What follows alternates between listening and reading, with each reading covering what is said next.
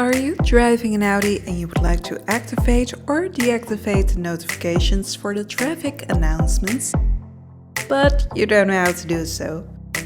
No worries. Just watch this video and I will show you in a few simple steps how to activate or deactivate the notifications for the traffic announcements in your Audi. But first, help us grow this channel by clicking on the subscribe button. Go to the Audi MMI menu and click on Media.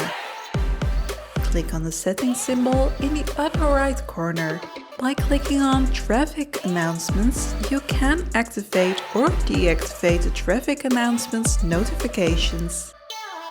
Thank you for watching this video and don't forget to click on the subscribe button to see more VAG Car Tutorials.